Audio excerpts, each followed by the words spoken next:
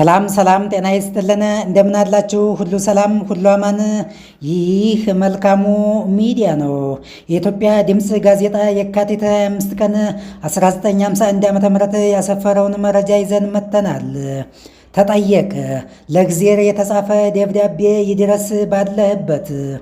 እንኳንስ ከሌላው ሰው ጋር ከራሴ ጋር ከተለያየሁ የማቱሳላን ዕድሜ ያክል ዘመን አዝማናትን አስቆጠርኩ።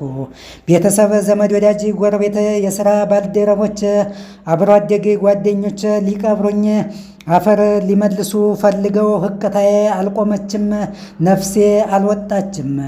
አለመኖሬን ደግሞ እንኳንስ እኔ አንተም ታውቀዋለህ። እንደምን ከርመሃል እንዳልልህ የምታሳምም እንጂ የምትታመመ አይደለህም። ደህና ነኝ እንዳልልህ ደህንነቴን ታውቀዋለህና አልደክምም።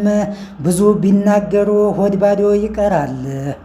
አናደኸኛል። መቼም አንተ ሁሉንም ነገር ተቆጣጣሪ ነህና በመናደዴ ተቆጥተህ እንዳታስጨረግደኝ አደራህን።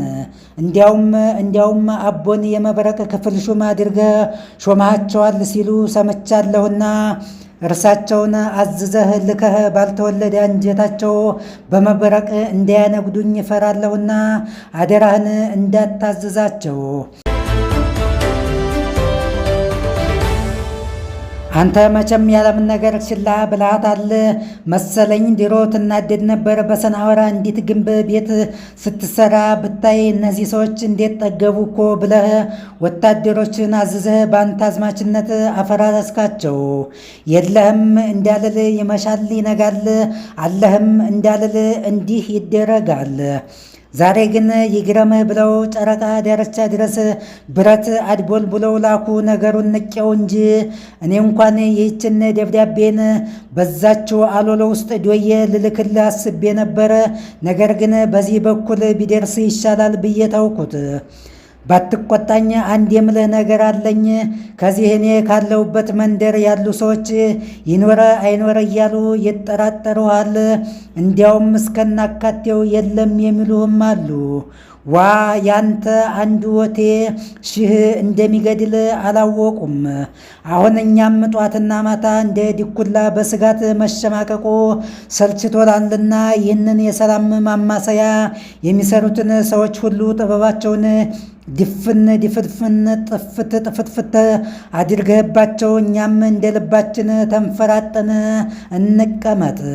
አሁን እኮ መቼም ያለብን ስጋት እንዲህ አይምሰልህ። ላውስ መቻጣውና እነግርሃለሁ። አንዱ አንድ ሲሰራ ሌላኛው ሌላ ይሰራል። ይሄውልህ እንዲህ መላቅጡ ጥፍት ባለው መንደር ውስጥ እየማለን እየማሰን ላንተ መስገዱን ትተን ለመሳሪያው ሰሪዎች መሰጋገድ ጀምረናል፣ ከራርመናል። ብትፈልግ ገነት ኦና እንዳትቀርብህ ለራስ ስትል አስብበት።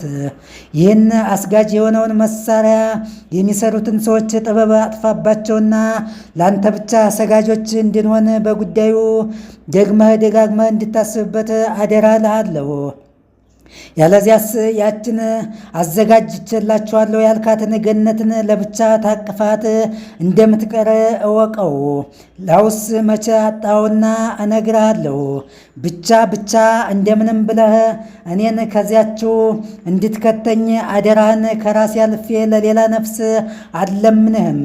ለምን ብትለኝ ሁሉም ለየራሱ ይለምና እኔ ምንዶለኝ። መቼም የማትቆጣ ገር ነህና ደግሞ አንድ ነገር ልለምንህ። ምንድነው እሱ ብትለኝ ነገሩ እንዲህ ነው። የምለምንህም ስለዚች መንደር ኑሮዬ ሲሆን ልመናዬም ሁለት ነገር ብቻ ነው። መቼም እስክንገናኝ ድረስ ደስ ብሎ ኑር የምትለይ ቢሆን አፍንጫዬ ድረስ የሚያጠልቀኝ ሀብት ንብረት ስጠኝ።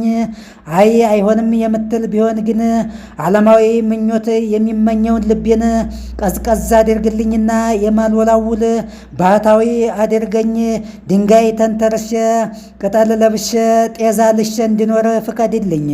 ያለዚያስ በዚህ በብቅ ጥልቅ ኑሮ አጉል አታንገላታይ። ግን ግደለኝ አለልምና መቼም ሰው ነፍሱን ይወዳል ይፈራልና ነውና እንዳትጨክን። ለመሆኑ ያ ድሮ በመጥረቢያ አንገቱን ተቆርጦ የተገደለው ያ የኔ ሞክሼ ደህና ነው ወይ? አንገቱንስ እንደነበረ ቀጠልክለት? ደፈርከኝ አትበለኝና ስምህን ብቻ ወርሼ ቀርቻለሁ ብለህ ንገርልኝ። አጠገብህ ላሉት ለሁሉም እስክትመጣ ድረስ በደህና ቆዩኝ ብለህ ሰላምታ አቅርብልኝ። አንድ ጊዜ እንደምንም ብዬ ጨክኜ በግድም በውድም ቢሆን መምጣት አይቀርምና እስከዛው ድረስ እንዴት ናችሁ በልልኝማ። ለመሆኑስ አንተ የምትመጣው መቼ ነው? አንተ ትመጣ ወይስ እኔ ቸኩዬ ልምጣ? መልሱን ላክብኝ። ያለ ኃጢአት ለመገናኘት ያብቃን። ያንተው ጳውሎስ ኞኞ። ፈሪን እፈራለሁ። አህያ ጅብ ነክሶ ሲገል ስላየሁ አንገቱን የደፋ ፈሪን እፈራለሁ። ጉልበት አለኝ ብሎ አጉል ከተነፋ ማየሉን አውቃለሁ አንገቱን የደፋ። ትዕግስቱን በፍርሃት እኔ አልተረጉምም። ብሶት ጃዝ ያለው ሰው ከተቆጣ አይበርድም። ይህንን ስለማውቅ እጠነቀቃለሁ። ጀግናው ጡንቸኛ ፈሪን እፈራለሁ። ጊዜ እስኪያልፍ ብሎ አንገቱን የደፋ መናቁ በስቶበት አንድ ላይ ከጎፋ የላዩ ታች ሳይውል ከቶ አይመለስም። ትዕግስቱ ሲሟጠጥ ወደ ኋላ አይሸሽም። ይህንን ስለማውቅ እጠነቀቃለሁ። ጉልበት አለኝ ከሚል ፈሪን እፈራለሁ። ውድ አድማጭ ተመልካቾቻችን ለዛሬ ያዝንላችሁ መረጃ እዚህ ላይ እናበቃለን። በነገው ዕለት በሌላ መረጃ ዳግመኛ እስከምንገናኝ መልካሙን ሁሉ እንመኝላችኋለን። የመረጃ ምንጮቻችን የካቲት መጽሔትና ጦቢያ መጽሔት መሆናቸውን ማስታወስ እንወዳለን። ጊዜ፣ ገንዘብ፣ ጉልበት፣ ልብና ጆሮ ህሊናችሁን አውሳችሁን አብራችሁን ስለዘለቃችሁ እጅግ በጣም እናመሰግናለን። ክብረት ይስጥልን። ቻው። መልካም ጊዜ። መልካሙ ሚዲያ ታማኝ የመረጃ ምንጭ